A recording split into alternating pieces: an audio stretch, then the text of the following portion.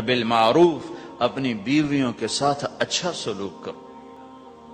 ہمیں خطاب، چونکہ مرد کسی کی بچی کو لے کے آتا ہے، لڑکا کسی کی بچی کو لے کے آتا ہے، اور وہ بچی ماں چھوڑتی، باپ چھوڑتی ہے، بھائی چھوڑتی ہے، بہنیں چھوڑتی ہے، سہیلیاں چھوڑتی ہے، سب کو چھوڑتی ہے، اور تیسرے دن اس کو تانے شروع ہو جاتے ہیں، اس کا تو دل ہی نہیں لگتا۔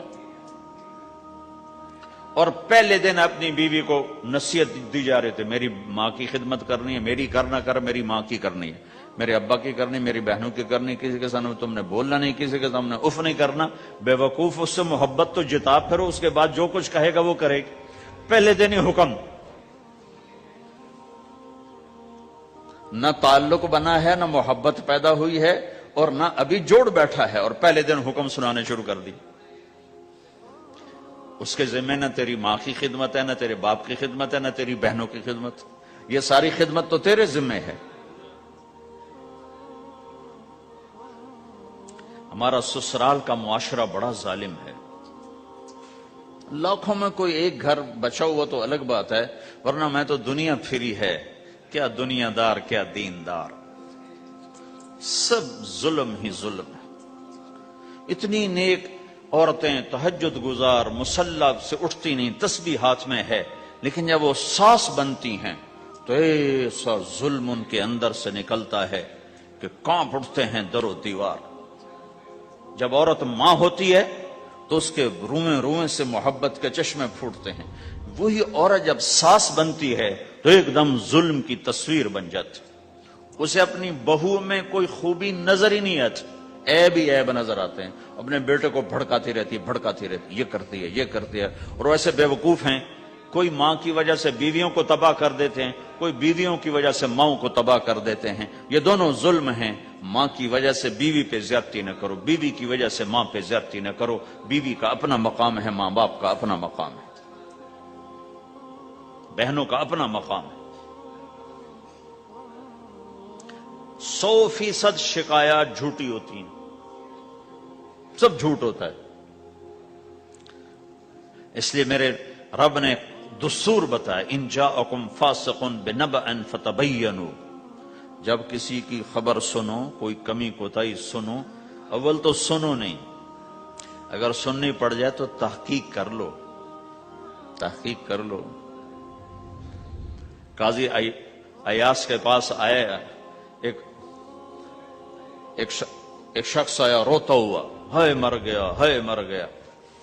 تو ان کے ساتھ ایک آدمی بیٹھے تھے، کہنے لگے حضرت اس کا قضیہ جلدی سے سن لیں، بیچارہ بڑا مظلوم لگتا ہے۔ کہنے لگے چپ کر، یوسف علیہ السلام کے بھائی بھی رات کو روتے ہوئے باپ کے پاس آئے تھے، ہر رونے والا مظلوم نہیں ہوتا، ہر رونے والا مظلوم نہیں ہوتا۔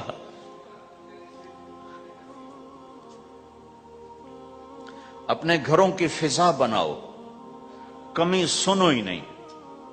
تمہاری بیوی ماں کی کمی بتانے لگے، کہا نہ مجھے نہ بتاؤ، تیری بڑی مہربانی۔ تمہاری ماں تمہاری بیوی کی کمی بتانے لگے، کہا اماں مجھے نہ بتاؤ، تیری بڑی مہربانی۔ گھر کی فضا ایسی بناؤ کہ کسی کی کمی کا تذکرہ نہ ہو، تو اللہ کی قسم تمہارا گھر جنت کا نمونہ بن جائے گا۔ یہ معاشرت کا دین بتا رہا ہوں، معاشرت کا دین۔ اپنی بیوی کی خوبیوں کی تعریف کرو، کمیوں پہ پردہ ڈالو۔ بیویوں کے ذمہ ہے خامد کی خوبیوں کی تعریف کریں، انسان حوصلہ افزائی کا محتاج ہوتا ہے۔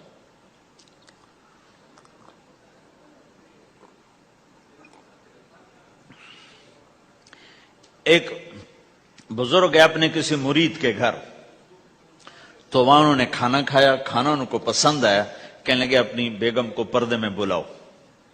تو انہوں نے اپنی بیگم کو پردے میں بلایا، کہا بیٹی میں نے تیرا ہاتھ کا کھانا کھایا، بہت مزیدار تھا، اللہ تمہیں جزائے خیر دے، تم نے بہت اچھا پکایا۔ تو وہ زارو قطار رونے لگی۔ تو انہوں نے پوچھا بیٹی کیا ہوا، میں نے تو کوئی ایسی بات نہیں کی۔ کہ نہیں حضرت آپ کی بات پہ رونا نہیں آیا، رونا اس پر آیا ہے کہ 30 سال سے میں اس شخص کے ساتھ رہ رہی ہوں، کبھی ایک دفعہ اس نے میرے ہاتھ کے پکے کی تعریف نہیں کی۔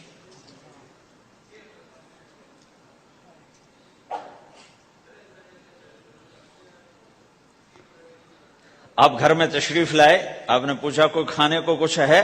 ام سلمہ رضی اللہ عنہ کا گھر، کہا یا رسول اللہ آج تو کچھ نہیں، سرکہ ہے۔ کہا واہ واہ واہ واہ، نعم الادام الخل، سرکہ تو بہت اچھا سالن ہے۔ سبحان اللہ، کیسے دلجوئی فرمائی اپنی بیگم کی، سرکہ تو بہت اچھا سالن ہے، یا تو نے نمک کم ڈال دیا، تو نے مرچی زیادہ کر دی۔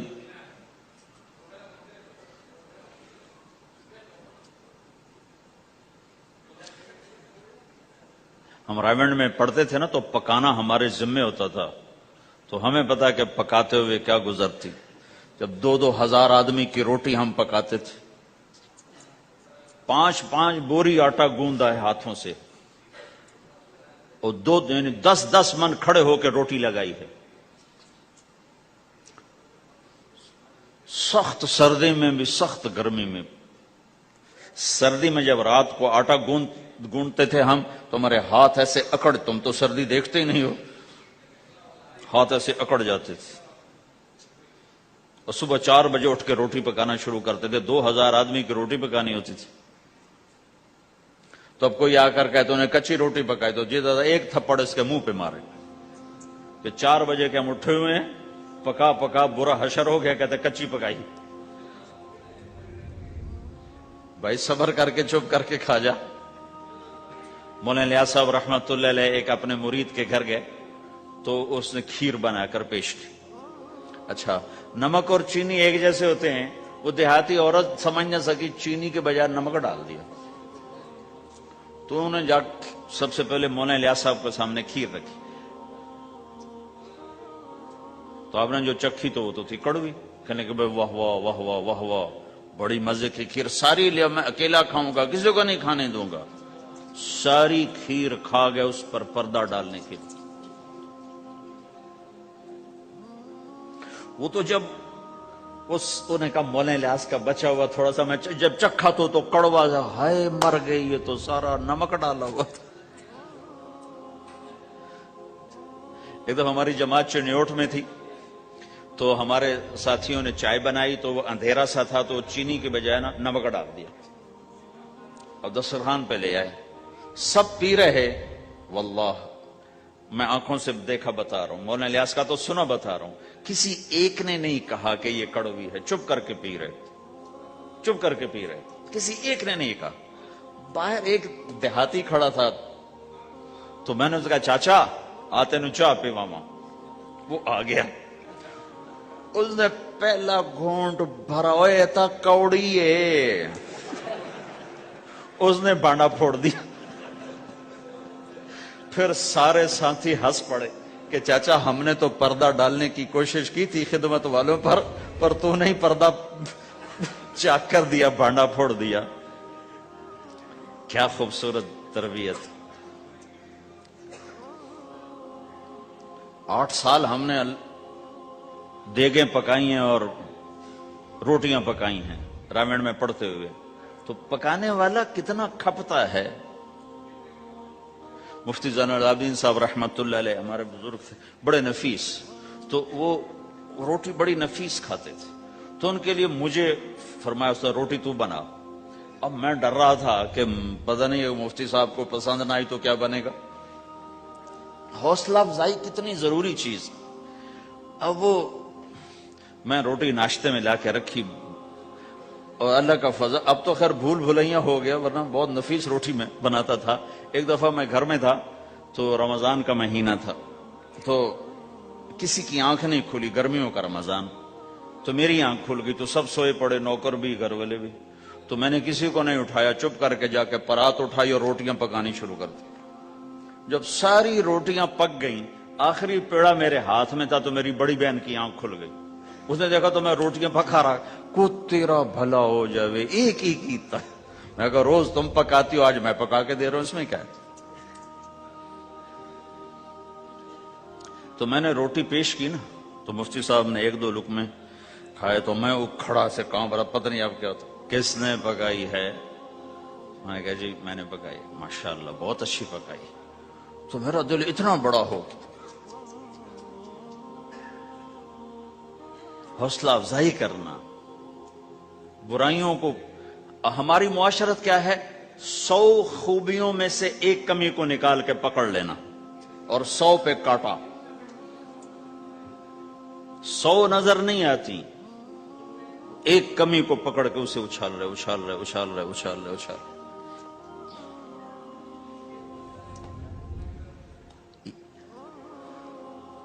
ये घर का दीन है, घर का दीन है, ये घर की मुआशरत है कि एक दूसरे की हौसला अफजाई हो, उससे दिल बढ़ता है, दिल बड़ा होता है। हज़रत आयशा रज़ी अल्लाह अन्हा छोटी उम्र की हैं, तो आप जिहाद से वापस आ रहे हैं, जिहाद से, तो आपने साहबा से कहा आगे चले जाओ, सारे सब आगे चले गए और नजरों से गायब हो गए। तो अब खुद अल्लाह के नबी कह रहे हैं आयशा मेरे साथ दौड़ लगाओगी? दौड़ लगाएं? तो हज़रत आयशा ने कहा लगाऊंगी। सुभान अल्लाह, सारे आलम का हादी तुम्हें घर की जिंदगी बता रहा है कि घर में जिंदगी कैसी होती। ये मौलवी साहब चाहते हैं फतवे से घर चलाऊं, फतवे से थोड़ा ही चलता है, वो तो मोहब्बत से चलता है। तो फरमाना का हमने दौड़ लगाई तो मैं आगे निकल गई, अल्लाह के नबी पीछे रह गए। फिर कुछ अरसा गुजरा तो आप एक जहाज से वापस आ रहे थे, आपने साहबा से कहा तुम सब आगे चले जाओ। सब आगे चले गए, नजरों से ओझल हो गए, गायब हो गए। तो फिर आपने कहा आयशा दौड़ लगाओगी? कहा जी लगाऊंगी। फिर हमने दौड़ लगाई तो फरमाने लगे उन दिनों में जरा मोटी हो गई थी, तो अल्लाह के नबी मुझसे आगे निकल गए। तो आपने कहा हादिही बितिलका, कि अब तेरा मेरा हिसाब बराबर हो गया, पहले तू जीत गई थी, आज मैं जीत गया। आयशा रज़ी अल्लाह तआला अन्हा को लुक़मे बना के खिलाते थे। बड़ी बड़ी बोटियां खाने का रिवाज था अरबों में, बड़ी बड़ी बोटियां बनाते थे, छोटी छोटी बोटी नहीं होती थी। तो आयशा रज़ी अल्लाह अन्हा ने मसलन बोटी उठाई, कभी कभी घर में महीने में एक आध दफा गोश्त बनता था, तो आप बोटी उठाकर ऐसे खाती नोचती, तो सारी तो एकदम खाई नहीं जाती, तो रख देती थी। तो अल्लाह का नबी वही बोटी उठाते थे और हज़रत आयशा को दिखाकर जहां से उन्होंने खाया होता था वहां से खाते थे। तो आयशा रज़ी अल्लाह अन्हा पानी का प्याला उठाती और पीती, वो पहले भी बड़े होते थे, ऐसे छोटे गिलास नहीं होते थे, तो वो पीती, तो जब रख देती तो अल्लाह का नबी प्याला उठाते, जहां अम्मा आयशा के होंठ लगे होते थे वहां होंठ लगा के पानी दिखा के ये करते थे। ये बता रहे हैं इजहार मोहब्बत रिश्तों में बहुत जरूरी है, इजहार जरूरी। भाई को बताओ मैं तेरा भाई हूं, उसके सामने इजहार मोहब्बत जरूरी है। बीवी से इजहार मोहब्बत जरूरी है, बीवी का खामिन से इजहार जरूरी है, मां बाप से इजहार जरूरी है। ये सारे वो रिश्ते हैं